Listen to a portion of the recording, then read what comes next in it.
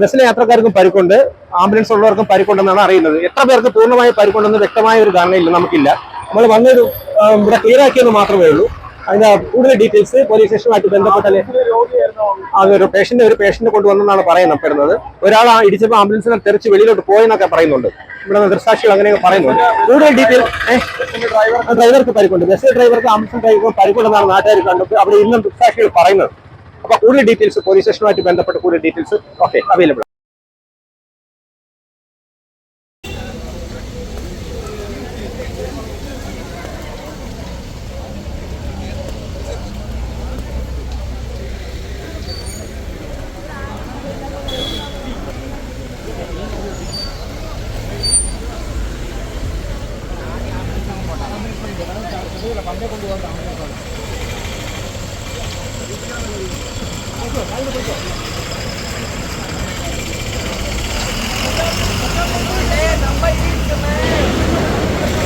Medical കോളേജിലേക്ക് കൊണ്ടുപോയതാണ്.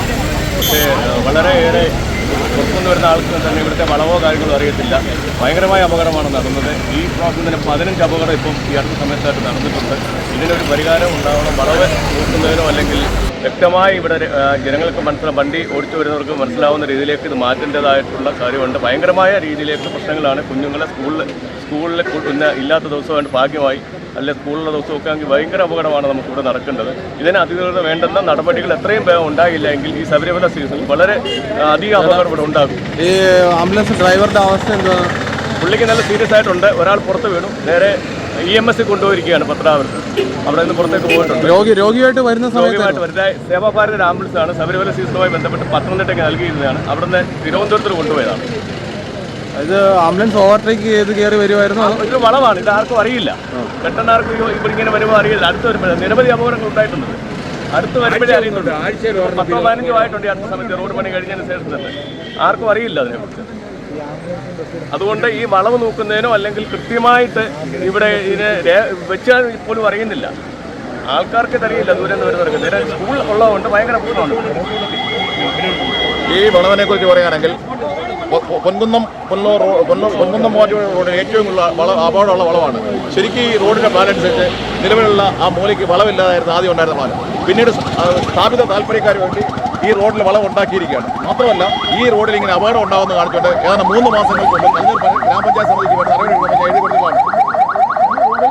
അപകടം ഈ വളവ് മാറ്റുക എന്നത് നടക്കാത്ത കാര്യമാണ്. മാത്രമല്ല ഇപ്പോഴും ആ കടയുടെ ഭാഗം റോഡിലേക്ക് തന്നെ നിർണ്ണയിക്കുകയാണ്. നമുക്ക് വീട്ടിലാണ് കാണാവുന്നതാണ്. അവിടെ വളവിൽ കടയുണ്ട്.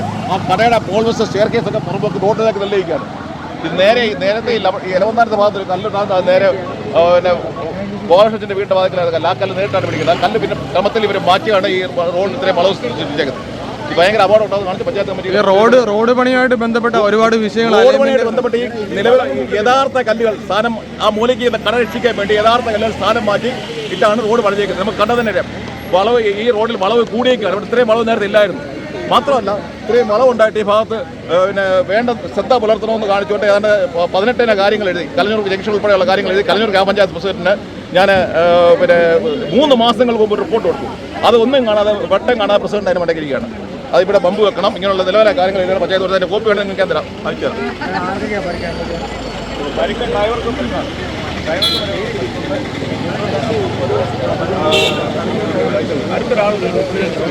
നമ്മുടെ ഈ അപകടത്തിന്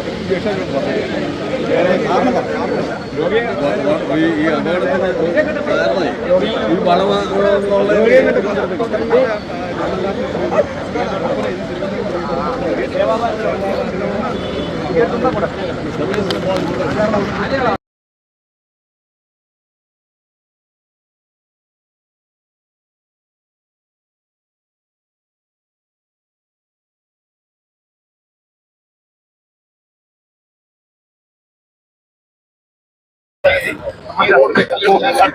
കഴിയില്ലയോ ഉമ്മ എന്ന റോഡിൽ നിന്ന് ബ്ലോക്ക് ഉണ്ടാക്കാതെ